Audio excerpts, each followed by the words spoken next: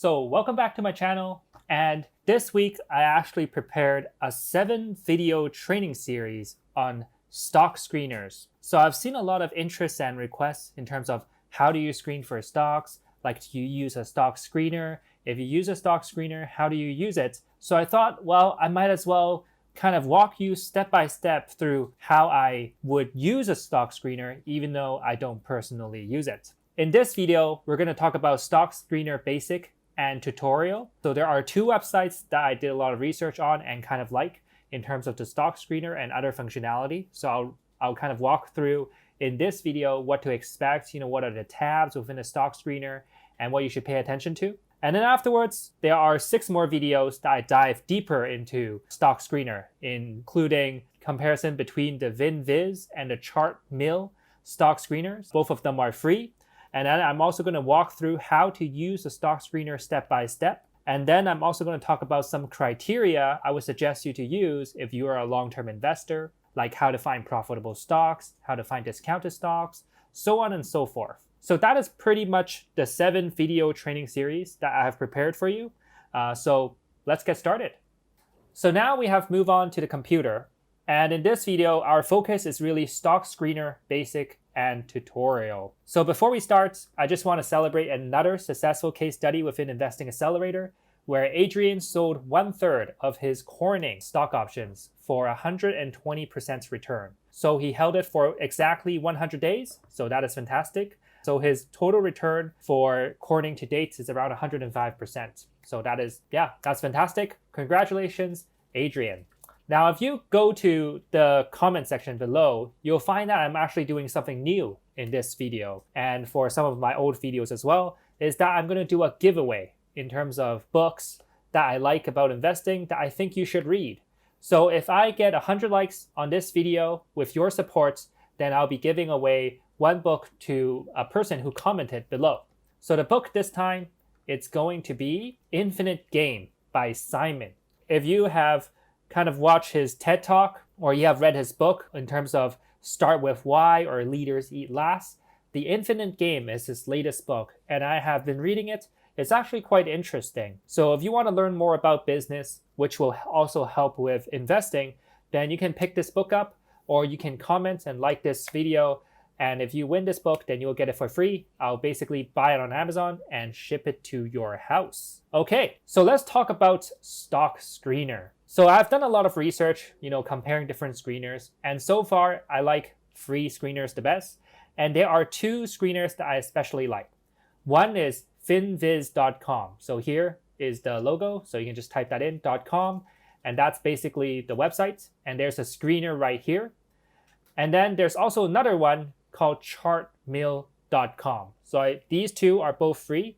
There's actually a paid version for these stock screeners as well, but I don't use it. If you really want to use a paid version, then you can. In this video, I'm going to focus on the user interface of FinViz. So when you go to the website, this is what you're going to see. A lot of things are going on, and the screener is really at the top here. So if you zoom in a little bit, then you're going to see news, screeners, maps, groups, so on and so forth. And screener is what we're going to be focusing on today.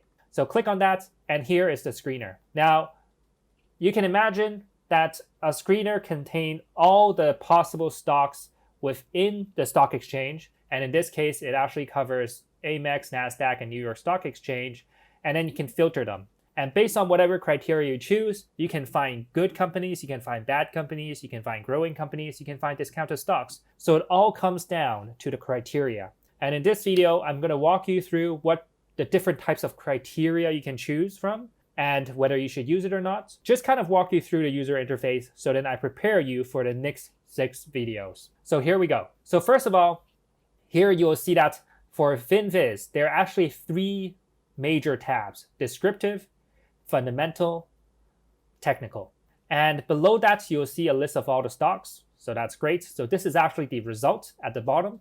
And here is where you pick your filtering criteria. So for descriptive is really about the stock itself or the market or the exchange. And then fundamental, this one is about the financials of the company.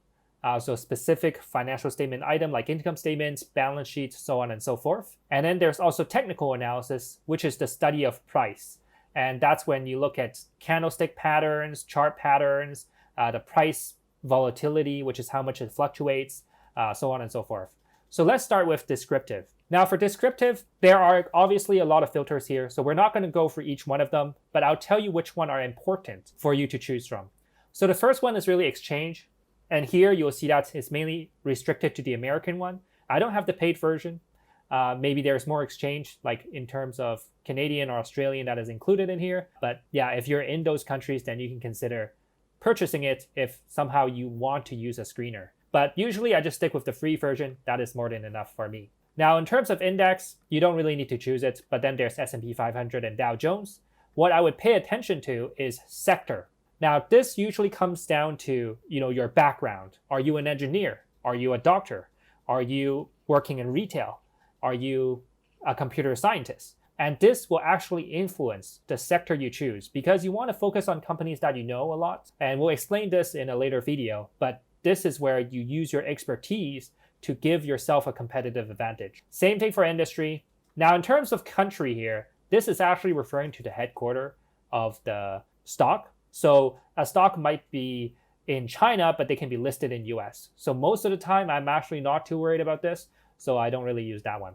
Market cap, this one is quite important. That's basically the size of the stock. So I use this quite often. Now, in terms of dividend yield, if you are a dividend-focused investor, you can use it to find high dividend stocks. So you can use this to filter over a certain percentage. Unfortunately, there isn't actually the reverse where you can filter for lower than a certain percentage of dividend, which is what I would like. There's float, analyst recommendation. You don't really need to use those. And I'm just going to skip ahead. Earnings date, you don't really need to use those. Volume, relative volume. So basically for the remaining ones, you can pretty much skip. So those are really the important ones for descriptive. Now, some people, if you're kind of trading short term and you really want to trade earnings, which is very volatile, very unpredictable, and there's a lot of hype going on, then perhaps you want to use the earnings date. So that really depends on your style. And in terms of analyst recommendation and option short or whatnot, you will be doing your own analysis. So you don't really need to look at analyst recommendation. So that's my philosophy. So we can move on to fundamental. Now, when you're looking at fundamental, there are a lot of ratios that you probably don't know what that means. So I'll try to explain a couple of important ones to help you out here. And for financials or fundamentals is really about the financial performance of the company. It's mainly related to financial statements and certain ratios that are calculated. Now, the most common one is really price to earnings ratio. I don't really use that. I don't think it's very reliable in any means. But a lot of people like to use PE ratio. So if you have a criteria for that, then go ahead. But in my opinion, it is very noisy in terms of indicator. Same for forward PE. This is the projected price to earnings ratio. This is price earnings growth. Price to sales, this one is more stable. But in terms of a hard, fast rule, in terms of exactly what should the price to sales be, there isn't one. And price to book ratio, so on and so forth. I'm just going to skip ahead. And the next one you're probably going to see is the EPS growth. So this is earnings per share growth year after year. So you can think of this like the net income growth. So these are actually quite important, but it also fluctuates a lot. So if you're using ESP growth for a filtering criteria, like whether they're making more money than last year, or they are planning to make more money next year, or they have been making more money for the last 5 years, then you need to be careful. And you always need to think about what you are excluding. And that's actually kind of important. Now, in terms of ESP growth for the next 5 years, in my opinion, I don't think it is super useful because I would imagine most company would project that they have a EPS growth instead of negative. I guess you can filter for something that is very high, so then they have an aggressive forecast. But for the next 5 years, a lot of forecasts is really just a guess. Now, the next one I really like is sales growth because sales is much more reliable, is usually a leading indicator. So I like to use that a lot. There's also quarterly if that's what you want to use. Now, the next one is really return on asset and return on equity. So this is really the net income divided by equity or net income divided by the amount of assets within the company. Some people like to use it. They like to use that and compare with the stock increase. So for example, if you look at return on equity is 10%, then they will assume the stock price will go up by 10% as well because the company is growing, they're making more money, so on and so forth. I think it is kind of controversial because usually stock price does not necessarily follow the fundamental in the short term. So even though the return to equity might be positive, the stock price might actually be going down. So you got to keep that in mind. The next one is current ratio. This is really for liquidity, which is comparing the amounts of current asset and the current liabilities within the financial statements within the company. Quick ratio, this is more of a short-term liquidity measure. And then debt to equity, this one is fairly important, and debt to equity as well. So long-term debt to equity and debt to equity. In terms of gross margin, this one is fairly important. It means that if you are selling, let's say, a necklace, you are making a profit from the necklace plus the labor within the store, so on and so forth, excluding sales and excluding headquarter costs. The next one is operation margin, and this one is really including the headquarter costs and sales and administrative expense. And net profit includes tax and all the other random stuff as well. So I would say these three are actually quite important. So you want to determine your own criteria on what you're looking for. And then there's a couple more in terms of insider analysis and institutional ownership, which can give you mixed results depending on how you're filtering. So this mainly relates to whether people or large institutions are buying or selling the stock. Okay, so the third one is really technical. And this is really the study of price. So how price is changing over time. So here you'll see performance. So this is really looking at, what is happening within the week, within the year, within a month. So some people like to use that. I don't personally use it. I did consider using it, but then I couldn't find a very effective and meaningful way to use it that would improve the selection. And then afterwards, there's performance 2, if you want to do 2 filters. And then afterwards, there's volatility, which is how much the stock is fluctuating. And then there are some indicators that technical analysis usually use, like relative strength index, gap analysis, that means whether the stock price suddenly jump up or down, moving averages in terms of 20, 50, 200. Now, for most of the stock screener I see, they usually have day, which is 20 days, 50 days, 200 days. If you have been following me or you have actually gotten the free chart course that is in the comments below, then you'll realize I actually used a weekly chart. So I was trying pretty hard to figure out how I can use this to create meaningful criteria because I'm a long-term investor. But it's quite difficult. I'll cover that in a later video. And then afterwards, then you'll see change, which is basically how it changed from the previous day or how it changed from open, so on and so forth. And then you get high and low. If you're looking for something like 52-week low or whatnot, then you can do that as well. And then afterwards, one of the good things about FinViz and also Chartmill is that there's patterns. Now, if you are familiar with stock patterns, then you might be interested in this one, like support and resistance, some triangle, some like wedge that is forming. Then if that's what you're looking for, then you can actually easily filter for that. And then finally, candlestick. And I actually think this is referring to the today or yesterday's candlestick. So for example, you might be looking for a doji or like a spinning top, hammer. If you don't know what these are, don't worry, because there's actually a whole book that is basically talking about different candlestick patterns and what you should pay attention to. It can get confusing quite quickly. So if you do know what it is, then you can use that as a criteria. I personally don't use it. Now, in terms of beta, that's more a statistical measure. Yeah, so we can just skip ahead. And average true range, if you want to use it, you can use it. And after hours, I don't really use that. So that is pretty much it for descriptive, fundamental, and technical analysis.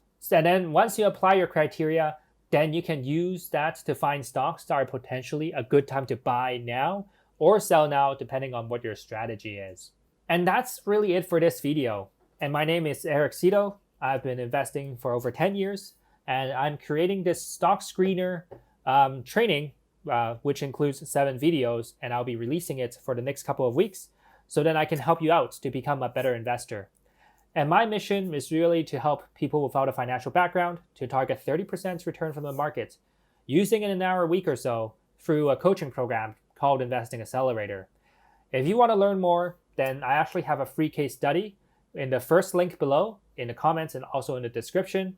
And if you're interested in using the charts I'm using, which includes the exact indicators and it's also free, then you can go to the comments and there's actually another comment on the free chart course.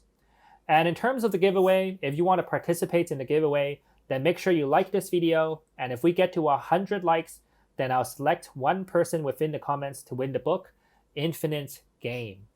And if you're interested in learning more about how to get 30% from the stock market in 12 months, then go to the free case study, enter your email and your name, and then you can click watch. It's a 3-hour webinar. It's quite comprehensive, and I packed a lot of information in it. So make sure you grab a notebook, grab a cup of coffee, and yeah, I'll see you inside.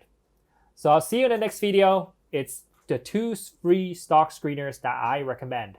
And I'll do a comparison between Finviz and Chartmill, so then you know what to use, so you can choose between one of them going forward. I'll see you in the next one. So thank you for watching, and I hope you enjoyed the video. Please help support me by subscribe, and you can watch the next recommended video here as well. So I'll see you in the next one.